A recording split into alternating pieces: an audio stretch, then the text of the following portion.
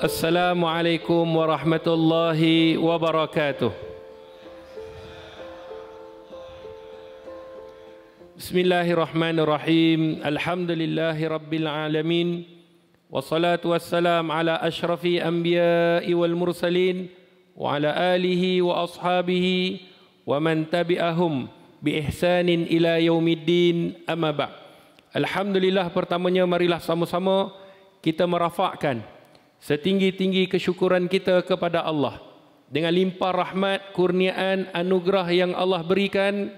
Semoga kita tergolong dalam golongan orang-orang yang beriman, orang-orang yang beruntung, insya-Allah. Alhamdulillah, syukur kita diberikan peluang oleh Allah untuk kita sampai dalam hampir malam-malam yang terakhir dalam bulan Ramadan, pecutan. Maknanya kita hari ini syukur kepada Allah, kita menyambut nuzul Al-Quranul Karim. Syukur kita kepada Allah Subhanahu wa taala. Dan saya ucapkan jutaan terima kasih kepada barisan kepimpinan ahli jawatan kuasa Masjid Al-Mukhlisin Alam Damai Ceras, datuk-datuk, datin-datin, muslimin muslimat yang dirahmati oleh Allah, sahabat-sahabat mualaf kita. Semoga Allah memberikan sebaik-baik ganjaran, diberikan sebaik-baik pahala, insya-Allah, dimurahkan segala rezeki kita dan urusan kita dunia dan juga akhirat. Ibu-ibu, ayah-ayah yang dirahmati oleh Allah, para penonton yang menonton Al-Kuliah, semoga apa yang kita sampai, apa yang kita lakukan mendapat kerahmatan oleh Allah Subhanahu wa taala. Tajuk kita kali ini dalam Al-Kuliah, pusaka Rasulullah sallallahu alaihi wasallam untuk ummah. Apakah yang telah ditinggalkan oleh Nabi sallallahu alaihi wasallam? Maka sudah pasti seperti mana dalam satu hadis yang dikeluarkan oleh Imam Malik di dalam Muwatta'nya, kata baginda Nabi sallallahu alaihi wasallam, taraktu fikum amrain. Aku tinggalkan kepada kamu dua perkara, kata baginda Rasulullah. Lan tadillu ma tamassaktum bihima. Dan sekiranya kamu berpegang dengannya, maka kamu tidak akan sesat selama-lamanya. Apa dia? Kitab Allah wa sunnata Nabi, iaitu Al-Quran dan sunnah baginda Nabi sallallahu alaihi wasallam. Apabila kita sampai dalam nuzul Quran dalam bulan Ramadan, maka sudah pasti kita mendatangkan, menghadirkan diri dengan kegembiraan kerana ini adalah kitab rujukan bagi umat Islam. Cuma apabila sampainya akhir zaman, ada satu hadis Nabi sallallahu alaihi wasallam, hadis yang dikeluarkan oleh Imamul Baihaqi di dalam sunannya, kata baginda Rasulullah sallallahu alaihi wasallam, sayati zamanun ala ummati la yabqa minal islami illa ismuh, minal Quran illa rasmuh, masajiduhum amiratun wahia kharabun minal huda. Kata baginda Rasulullah, akan datang ke atas umatku satu zaman. Jadi muslimin muslimat, tolong tengok adakah zaman ini dah sampai ataupun belum. Apa kata Nabi? Akan datang ke atas umatku suatu zaman yang pertama, Islam hanya pada nama. Rasa-rasa sampai tak? Islam hanya pada nama. Nama kalau kita tengok Ibrahim, bukan di sini. Kan kata ustaz perli saya. Tidak. Nama Ibrahim, nama Zakaria, nama-nama yang ada dalam Al-Quran. Kalau kita tengok, inilah yang disebutkan oleh baginda Rasulullah, akan datang ke atas umatku satu zaman, Islam itu hanya pada nama, tapi tidak mengamalkan Islam. Kalau masyarakat dahulu, orang-orang lama cari nama melalui Quran. Dia buka Al-Quran, oh ada nama Ibrahim, ada nama Maryam, nama anakkan perempuan Maryam, ada nama Zakaria, namakan anak Zakaria. Sekarang ni masyarakat kadang-kadang dia dah tak suka dah dengan nama-nama yang terkandung dalam Quran. Dia suka menggabung-gabungkan nama. Nama bapa gabung dengan nama mak, Anaconda. Dia suka macam tu. Nama mak Mona, nama bapa Afiq, gabung Munafik. Dia suka buat gabungan. Jadi hari ini Islam hanya pada nama. Tetapi pakaian realiti kehidupan tidak mencerminkan keislaman. Itu yang pertama kata Nabi. Yang kedua, minal Quran illa rasmuh. Al-Quran hanya pada tulisan. Sedangkan kita berada dalam kalangan mereka yang banyak menghafal Al-Quran, mereka yang mempelajari, mengajarkan Al-Quran, tetapi kata Nabi akan datang ke atas umatku suatu zaman Al-Quran hanya pada tulisan. Ada seorang sahabat, dia jemput saya pergi ke satu restoran yang baru nak dirasmikan. Dia panggil, bila saya pergi, dia kata, "Ustaz." Dia tanya saya masuk dalam restoran, dia kata, "Ustaz tahu tak surah yang tergantung dekat dinding?" Dia tanya Ustaz surah. Kalau Ustaz tanya dia, betul. Dia tanya, "Ustaz tahu tak surah apa ni?" Saya pun tengok. "Wa may yattaqillah yaj'al lahu makhraja wa yarzuqhu min haitsu la yahtasib." Sampai habis ayat. Dia tanya, "Ustaz tahu tak ayat apa?" Saya jawab, agak-agak surah ataupun ayat 1000 dinar, betul? Agak-agak 1000 dinar. Betul Ustaz. Dia betulkan saya, betul Ustaz. Dia tanya soalan kedua, "Ustaz tahu tak ayat itu tujuan dia apa?" Saya tanya dia, okey. Dia tanya saya. Saya jawab, "Tujuan dia apa?" Saya tanya dia balik. Kalau kita, tujuan apa ayat 1000 dinar? Murah rezeki. Saya pun jawab sama, murah rezeki. Saya, bila dia kata, "Betul lah Ustaz, inilah surah yang kita gantung untuk nak murahkan rezeki kita, ayat ini." Saya tanya dia, baru Ustaz tanya. Saya tanya, "Kalau murah rezeki, kenapa gantung satu? Buatlah wallpaper daripada pintu masuk sampai pintu keluar. Kan murah rezeki, barulah duit juta-juta masuk." Sebenarnya ayat itu suruh kita faham, "Wa may yattaqillah," barang siapa yang bertakwa kepada Allah, "yaj'al lahu makhraja," maka Allah akan buka segala jalan-jalan baginya. "Wa yarzuqhu min haitsu la yahtasib," dan Allah akan berikan rezeki yang tidak terhingga kepadanya. Jadi dalam ayat ini, kunci untuk Allah buka jalan, Allah permudahkan urusan, kunci untuk Allah berikan rezeki adalah bertakwa. Atau Allah tulis, siapa-siapa yang menggantungkan, tidak. Jadi dia tanya, "Jadi Ustaz salah ke saya gantung?" Tak salah. Cuma ayat itu kadang-kadang kita tak nampak, kita tak amalkan. Inilah yang kata Nabi, akhir zaman Al-Quran hanya pada tulisan. Rumah kita alhamdulillah penuh Quran. Pergi Mekah, beli Quran Mekah. Pergi Pakistan, beli Quran Pakistan pula. Pergi Morocco, beli Quran Warash, Morocco punya Quran. Quran dia boleh susun, Ustaz. Ini semua susunan Al-Quran, Al-Quran, kiraat-kiraat yang pelbagai. Kan, rasam-rasam yang pelbagai. Tetapi adakah Al-Quran yang kita dapati itu menjadi sebahagian ataupun keseluruhan kehidupan kita? Bila orang akan baca Quran?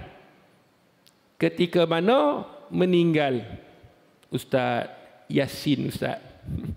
Yang kedua, bila kita akan baca Quran? Bila nampak hantu. Nampak hantu, orang tak menyanyi, orang akan baca ayat kursi, betul? Atau dekat masjid ni kalau kena rasuk, kena bernasyid dulu. Baca Quran. Jadi adakah Al-Quran hanya untuk nampak hantu ataupun kematian? Tidak. Di manakah Al-Quran dalam kehidupan kita? Itulah yang Allah Subhanahu wa taala sebut dalam surah Al-Furqan ayat yang ke-30. Wa qala Rasul, telah berkata Rasul, "Ya Rabbi, wahai Tuhanku, inna qaumi ittakhazu hadzal Qur'ana mahjura." Sesungguhnya umat aku, kaum aku, mengambil Al-Quran sambil lewa. Akademi Al-Bayan, satu agama, pelbagai bangsa. Akademi Al-Bayan, satu agama, pelbagai bangsa.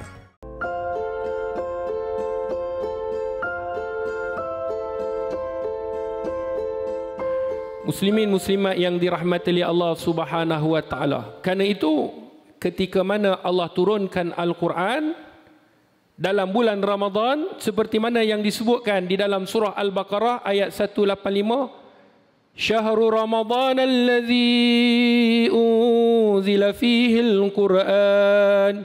Bulan Ramadan diturunkan padanya Al-Quranul Karim.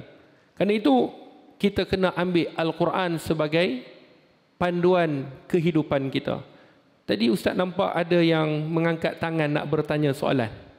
Assalamualaikum warahmatullahi wabarakatuh. Waalaikumsalam. Saya Rahimah binti Ismail daripada Alam Damai. Nak bertanya Ustaz satu soalan. Boleh Ustaz? Boleh, insya-Allah. Apakah faedah dan fadilat menjadi ahli Al-Quran? Itu saja Ustaz. Terima kasih. Subhanallah. Terima kasih. Alhamdulillah. Muslimin muslimat yang dirahmati oleh Allah Subhanahu wa taala. Satu soalan yang cukup baik. Apakah fadilat orang yang menjadikan Al-Quran itu dalam kehidupan dia?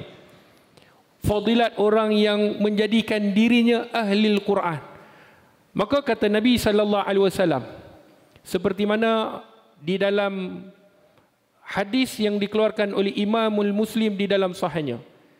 Kata baginda Rasulullah, "Iqra'ul Quran." Bacalah Al-Quran, kata Nabi. Fa innahu ya'ti yaumal qiyamah syafi'an li ashabih. Karena nanti pada hari kiamat dia akan datang dan Quran itu akan memberi syafaat kepadanya. Itu pentingnya kita menjadi ahli Al-Quran.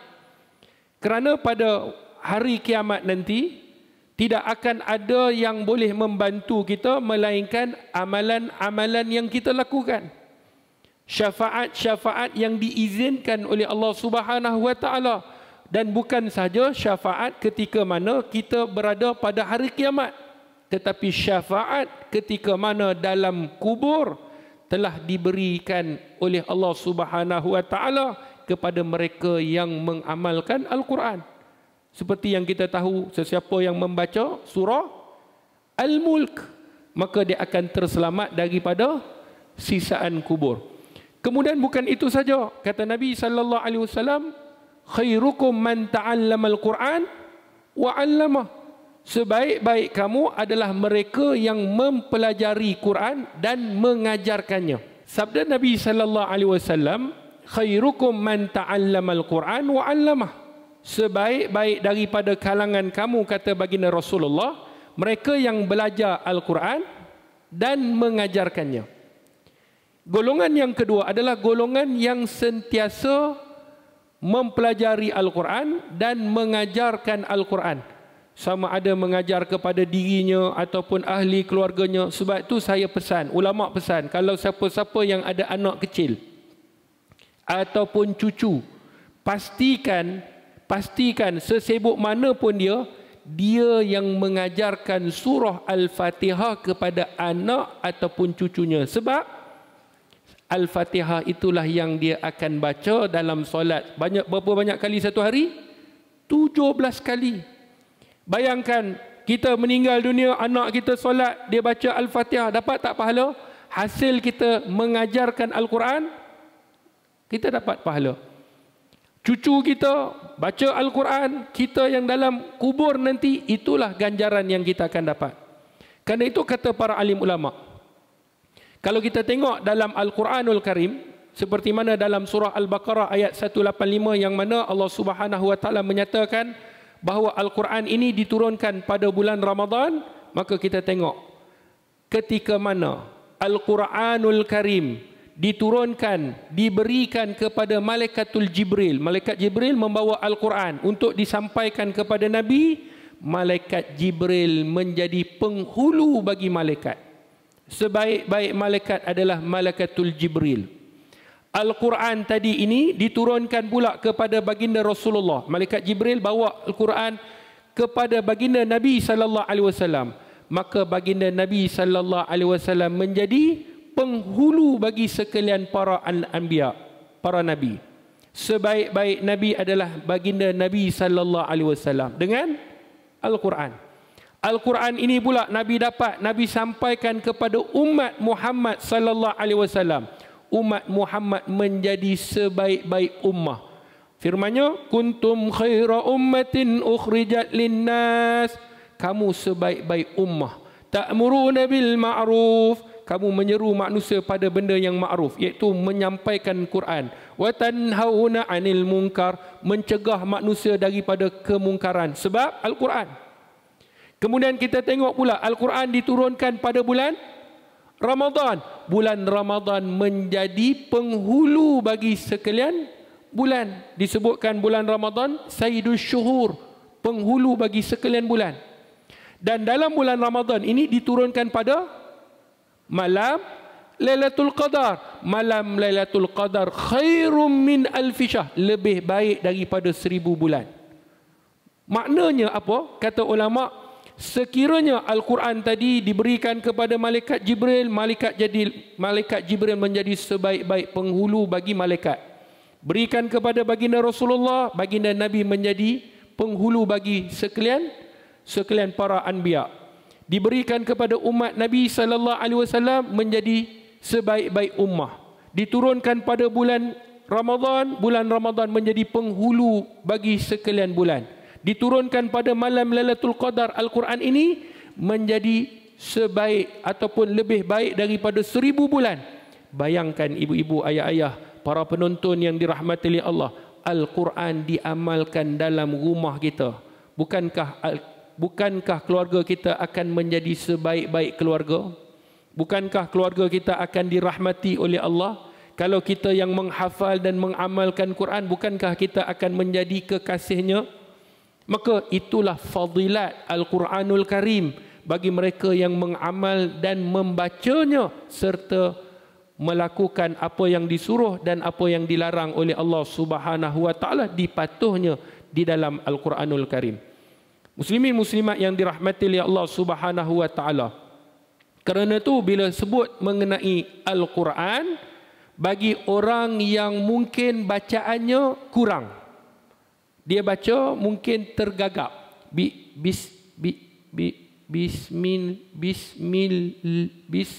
Bismillah tu ya, nak sebut setengah jam. Contoh, Nabi sebut apa? Dia dapat 2 ganjaran. Berbanding dengan orang yang boleh baca, tu imam baca, dia tak ada tu imam baca Bismillahirrahmanirrahim dengan taranumnya, dengan makhrajnya, dia dapat 1 ganjaran. 1. Sebab apa? Dia membaca Al-Quran. Tapi orang yang mungkin tergagap, bagi sahabat-sahabat mu'alaf, contohnya baru mempelajari Al-Quran, dia baca Bismi, dia dapat 2 ganjaran. Kata Nabi, ganjaran membaca Al-Quran. Yang kedua, ganjaran berusaha membaca Al-Quran. Jadi nanti yang boleh baca, jangan pula balik ke jari, sebab apa ni? Nak dapat 2? Yang boleh baca, teruskan baca. Ni bagi semangat kepada sahabat-sahabat mu'alaf kita. Jangan risau kalau kita tak boleh baca Al-Quran. Tapi usaha itu Allah gandakan lagi pahala dan ganjaran. Sebab tu ibu-ibu, ayah-ayah, muslimin, muslimat yang dirahmati oleh Allah Subhanahu wa taala, nak mengkhatamkan Al-Quran ada beberapa. Yang pertama, sama ada kita membacanya daripada surah Al-Fatihah sampailah surah An-Nas. Yang kedua, kita mendengar Al-Quran. Tak baca, kita dengar je. Daripada Al-Fatihah sampai surah An-Nas pun dah dikira sebagai mengkhatamkan Al-Quranul Karim. Akademi Al-Bayan, satu agama, pelbagai bangsa. Akademi Al-Bayan, satu agama, pelbagai bangsa.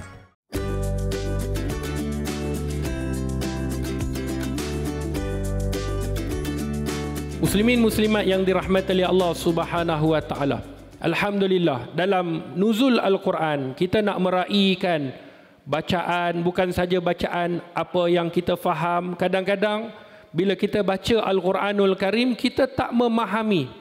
Kerana itu di dalam Al-Quran Allah sebut, afala yatadabbaruna al-Quran am ala qulubin aqfaluha. Tidakkah mereka memerhatikan Al-Quran? Am ala qulubin, ataupun hati mereka telah dikunci oleh Allah. Maka sebab itulah dalam nuzul Al-Quran kita nak menghidupkan hati kita. Kita nak menyuburkan hati kita. Kita nak jadikan usrah kita ataupun keluarga kita datangnya rahmat dan kasih sayang Allah dengan membaca Al-Quranul Karim. Jadi tadi Ustaz nampak juga ada yang muslimin nak bertanya soalan. Silakan. Assalamualaikum warahmatullahi taala wabarakatuh. Waalaikumsalam. Saya Haji Daniel daripada Alam Damai Ceras. Ustaz, saya ada sedikit kemusykilan. Bagaimanakah caranya untuk kita membaca dan memegang Al-Quran di dalam solat? Terima kasih Ustaz. Sama-sama. Terima kasih Tuan Haji Daniel. Sahabat-sahabat yang dirahmati oleh Allah Subhanahu wa taala, ibu-ibu, ayah-ayah, muslimin muslimat, para penonton di TV yang menonton Al-Kuliah.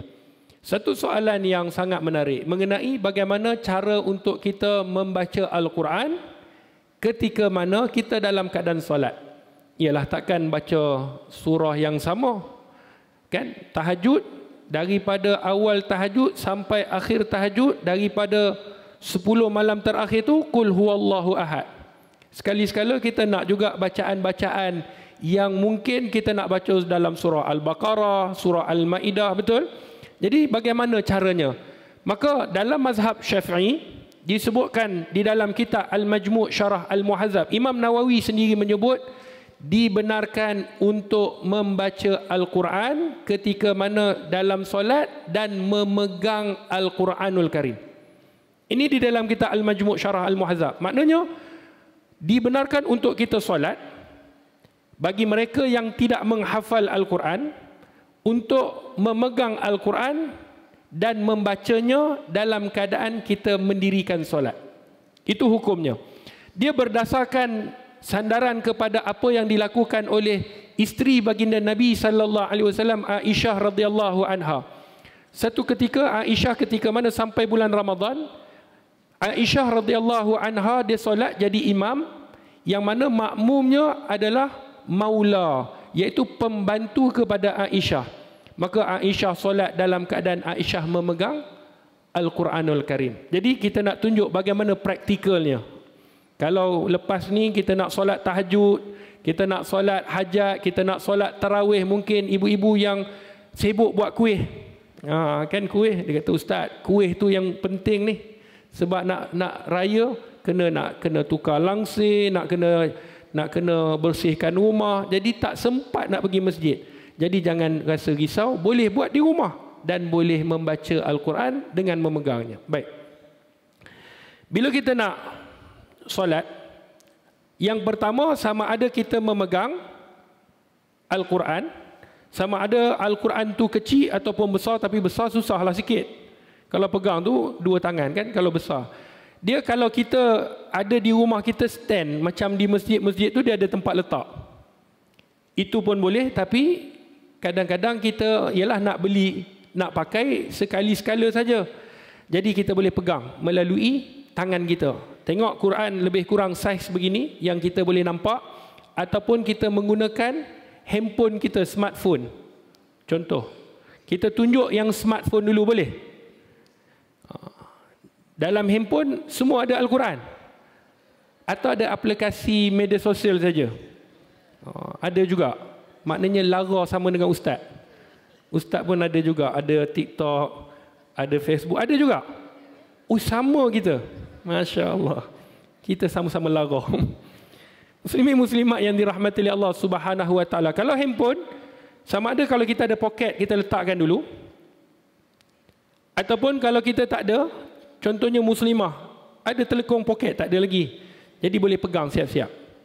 Kalau yang boleh letak, kita letakkan dulu. Contohnya di poket, sama ada poket yang baju Melayu, solat. Contoh kita nak solat tarawih ataupun solat tahajud. Saja aku solat tahajud 2 rakaat. Lillahi ta'ala. Allah, niat dalam hati. Allahu Akbar. Kita baca doa iftitah. Kemudian kita baca Al-Fatihah. Kemudian kita nak baca Al-Quran, kita boleh ambil. Daripada sini kita ambil tangan, keluarkan. Dan Al-Quran tu kalau boleh dah buka siap-siap. Tapi jangan baca WhatsApp. Berhenti lama baca WhatsApp dulu. Oh. Boleh siap balas? Okey. Biar buka Quran. Pastikan jangan ada orang kata masuk, call panggilan masuk, kan, WhatsApp masuk ataupun apa saja, supaya kita tak terganggu dalam solat. Itu fokusnya. Sebab kalau tidak, kita terganggu dalam solat susah. Ni bagi mu'alaf boleh praktikkan cara begini. Jadi kita dah buka siap-siap. Kita baca. Wa basyiril ladzina amanu wa amilus solihati anna lahum jannatin tajri min tahtihal anhar sampai habis. Kemudian bila kita nak rukuk, kita boleh simpan. Simpan dalam poket. Ustaz, 3 kali pergerakan. 3 kali pergerakan bagi yang kecil tak apa. Dia tidak pernah lagi orang simpan handphone ni. Tak boleh masuk. Tak pernah lagi. Betul? Jadi angkat handphone tu, letak. Cari poket. Ini tidak dinamakan pergerakan. Pergerakan besar itu dikira melalui pergerakan yang besar. Ni besar. Yang ni besar. Kaki ni besar. Yang ni kecil. Yang ni kecil. Jadi bila kita masukkan handphone tu, tidak jadi masalah. Jelas? Kemudian kita rukuk. Allahu Akbar. Sami Allahu liman hamidah. Itu kalau bagi menggunakan smartphone. Baik, kalau yang menggunakan mushaf Al-Quran, sama ada kita dah letak betul-betul meja begini, ataupun sekiranya tidak ada meja, tidak jadi masalah. Saya akan tunjuk yang ada meja dulu. Okay. Bila kita nak pegang Quran, caranya kita dah niat saja aku solat sunat tarawih ataupun solat sunat tahajud 2 rakaat kerana Allah. Allahu Akbar. Walaupun jari kita tak buka. Ni tak buka ni, kita tak buka. Kalau buka jatuh. Jadi walaupun kita tak buka, tidak jadi masalah. Sebab mengangkat jari itu yang asalnya begini. Tetapi memandangkan kita pegang Al-Quran, maka kita mengangkat dah ditepati sunnah pada mengangkatnya saja. Mengangkat jari, mengangkat tangan, ini sunnah. Yang wajib tu adalah Allah. Itulah takbiratul ihram. Jadi kita niat Allahu Akbar. Kita pegang. Sama ada nak pegang tangan kanan ataupun tangan kiri, bergantung kepada individu itulah. Okay. Kemudian kita baca doa iftitah. Kita baca surah Al-Fatihah, kemudian nak baca surah. Bila nak baca surah, kita buka saja. Dah ada siap-siap tanda, buka. Wa basyiril ladzina amanu wa amilus solihati anna lahum jannatin tajri. Sama ada tangan kita letak sini ataupun kita pegang. Sebab meletakkan tangan di atas ini hukumnya sunnah. Tetapi memandangkan kita nak merasai Al-Quran, maka kita takut Al-Quran itu mungkin angin dan sebagainya. Sama ada kita pegang begini ataupun pegang begini, yang mengikut keselesaan kita. Jadi bila kita nak rukuk, dah habis baca, kita nak rukuk, kita tutup, nak rukuk. Allahu Akbar. Tukar tangan. Kalau belah tangan ni tukar, letakkan. Kalau ada meja, rukuk seperti biasa. Sami Allahu liman hamidah. Jelas. Kalau ada meja, waktu dah nak rukuk tu, pegang, nak rukuk, Allahu Akbar, letak. Tapi kalau sekiranya tidak ada meja, contoh kalau mereka yang pergi Mekah, takkan kita nak letak meja? Betul? Tapi ada orang yang pegang. Kalau Al-Quran tu kecil, dia boleh masuk dalam poket. Tapi kalau besar, maka caranya bagaimana? Kan adik-adik tahfiz kita, contohnya nak murajaah Al-Quran, bila rukuk, dia dah habis baca, dia tutup, Allahu Akbar. Pegang. Pasti ada soalan. Ustaz, hukum meletakkan Quran di lutut Ustaz.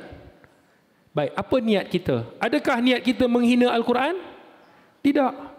Maka kata ulama, yang tak boleh itu apabila kita menghina Al-Quranul Karim. Maka tidak dibenarkan.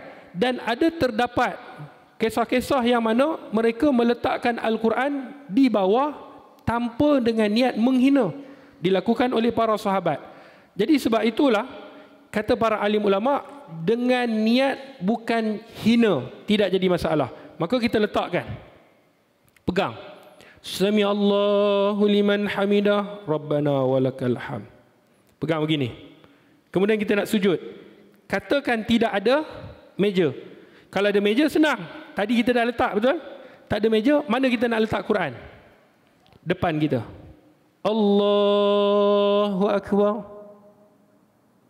Kemudian duduk di antara dua sujud, kita boleh ambil balik Quran tu. Allahu Akbar.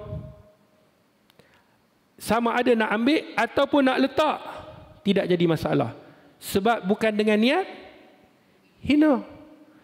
Kalau kita meletakkan Quran dengan niat kita nak hina, itu yang tidak dibenarkan. Kita letak ataupun kita nak pegang, bergantung kepada kita nak. Kalau kita rasa nak letak, kita letak. Allahu Akbar. Sujud yang kedua. Kemudian bila kita bangun, ambil Quran. Allahu Akbar. Sambung baca Al-Fatihah. Kemudian bila sampai nak buka Quran. Seperti tadi juga. Maknanya bila kita hari ini nak solat, seperti mana dalam pandangan mazhab Syafi'i, dibenarkan untuk kita memegang Al-Quran, lagi-lagi kalau sekiranya solat sunnah. Adapun solat fardu, maka dibenarkan juga, tetapi lebih baik apabila kita nak membaca Al-Quran daripada surah-surah yang mungkin surah yang kita tak hafal, maka buatlah ketika mana kita melakukan solat sunnah. Kalau kita tengok ada satu hadis daripada Muaz. Sahabat-sahabat ni mereka menghafal Quran. Sebab tu dalam nuzul Quran kita usaha membaca Al-Quran, kita usaha faham Al-Quran, kita usaha menghafal Al-Quran, kena ada usaha. Kalau tengok satu hadis Nabi SAW bagaimana Muaz. Muaz ketika mana dia dah selesai solat bersama dengan Nabi, dia balik, dia solat dengan kaumnya. Kemudian apa yang dilakukan? Rakaat pertama dia membaca Al-Fatihah, kemudian dia membaca surah Al-Baqarah. Surah Al-Baqarah, bukan Alif Lam Mim Allahu Akbar, dah. Daripada ayat 1 sampai 286 satu rakaat. Macam boleh? Tarawih boleh? Nanti kita buat. Ustaz seorangnya. Menggeletar lututnya tu. Kan imam baru baca satu pipi, kita dah rasa bila imam ni nak rukuk.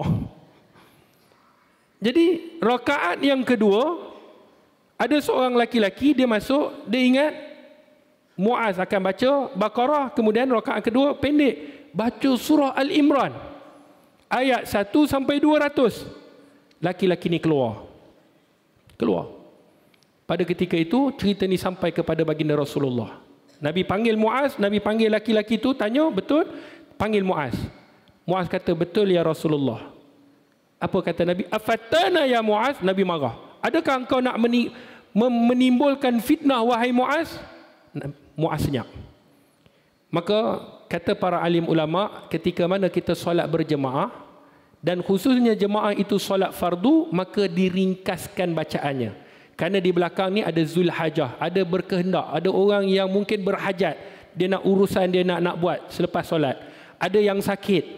Sebab tu imam bila dia nak jadi imam, dia kena tengok muka seorang-seorang. 7 series. Jangan panjang. Kalau dah masuk 6 series, 7 series tu pendek. Kadang-kadang imam dia sedap dia je. Jadi kena ada ilmu juga tengok. Jadi sahabat-sahabat yang dirahmati Allah, kalau solat seorang-seorang, maka boleh kita panjang mana pun. Dengan kita sama ada membacanya dengan memegang ataupun kita menghafalnya. Akademi Al-Bayan, satu agama, pelbagai bangsa. Akademi Al-Bayan, satu agama, pelbagai bangsa.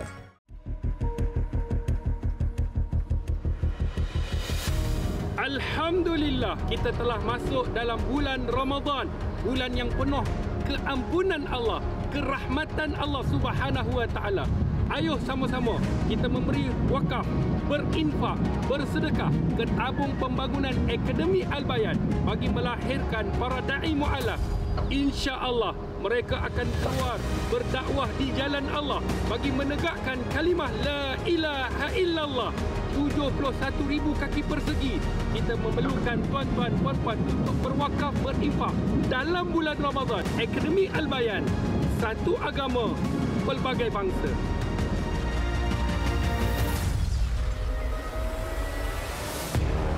Muslimin muslimat yang dirahmati oleh Allah Subhanahu wa taala, ibu-ibu, ayah-ayah, semoga kita mendapat sesuatu dalam pembelajaran kita, dalam kita nak mengamalkan, khususnya iaitu nuzul Al-Quran, mengamalkan Al-Quran dalam kehidupan.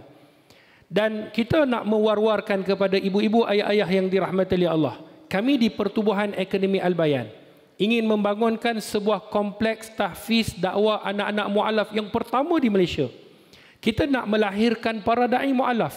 Sahabat-sahabat mu'alaf kita yang hadir hari ini, kita nak melahirkan mereka untuk mereka boleh berdakwah dengan kepelbagaian bahasa dan berlatakan bangsa yang pelbagai. Boleh berdakwah dalam bahasa Tamil, boleh berdakwah dalam bahasa Mandarin, boleh berdakwah dalam bahasa-bahasa etnik-etnik di Sabah dan sebagainya. Jadi kita nak melahirkan mereka untuk berjuang di jalan Allah bagi menjadi duta Islam. Kerana di dalam satu kisah baginda Nabi SAW, bagaimana perjuangan baginda Rasulullah. Satu hari Nabi pergi ke pasar Zilmajas. Nabi menyeru, ya ayuhan nas, wahai manusia, qulu la ilaha illallah, sebutlah tiada Tuhan yang disembah melainkan Allah. Wa antum tuflihu, kamu akan berjaya. Inilah kalimah yang kita nak perjuangkan. Inilah kalimah yang kita nak mati dengannya. Inilah kalimah yang kita akan datang di hadapan oleh Allah Subhanahu wa taala untuk kita nyatakan kalimah la ilaha illallah. Dan kalimah inilah yang kita nak perjuangkan dan kita nak war-warkan. Kita ada sahabat-sahabat kita mungkin yang bukan Muslim. Mungkin sahabat daripada sekolah, mungkin sahabat daripada kita bekerja. Jadi ibu-ibu, ayah-ayah yang dirahmati oleh Allah, kita nak selamatkan mereka supaya mereka juga bersama dengan kita dalam syurga Allah. Jadi ini matlamat kita. Ayo sama-sama kita membantu Pertubuhan Akademi Al-Bayan. Kita berikan sumbangan lagi-lagi dalam bulan Ramadan. Kerana dalam bulan Ramadan pahalanya berlipat kali ganda. Jadi jangan lepaskan peluang. Kerana ini insya-Allah kalimah ini kita akan bawa. Kalimah ini mereka akan bawa. Dan kalimah ini mereka akan sampaikan. Bayangkan ganjaran sekiranya mereka mengislamkan orang. Hasil daripada sumbangan kita. Hasil terbinanya kompleks tahfiz dakwah anak-anak mu'alaf yang pertama di Malaysia. Maka kita juga akan mendapat saham mengislamkan orang.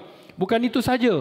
Mereka yang baru masuk Islam, belajar tentang solat, belajar tentang puasa, kita juga mendapat ganjaran hasil daripada mereka mempraktikkan apa yang mereka pelajari di Al-Bayan. Jadi ayo sama-sama kita berinfak. Kita ada 71,000 kaki persegi. Dengan satu kaki persegi RM350. Kita nak bangunkan kompleks yang mana dalamnya ada ruang solat, tempat berdakwah, tempat tahfiz, sama ada untuk mu'alaf, anak yatim dan asnaf. Jadi ibu-ibu, ayah-ayah yang dirahmati oleh Allah, kesimpulannya apa yang kita dapat, maka jangan kita tinggalkan Al-Quran dalam kehidupan kita. Jadikan Al-Quran sebagai pegangan hidup, bukan saja pegangan hidup, bahkan kita mengamalkan Quran bukan saja untuk diri kita, bahkan untuk ahli keluarga kita. Terima kasih kepada pihak Masjid Alam Damai, Masjid Al-Mukhlisin. Terima kasih kepada ahli jawatan kuasa. Terima kasih kepada sahabat-sahabat mu'alaf, adik-adik sekolah tahfiz. Terima kasih yang hadir. Semoga Ramadan kali ini menjadi Ramadan terbaik untuk kita semua. Assalamualaikum warahmatullahi wabarakatuh.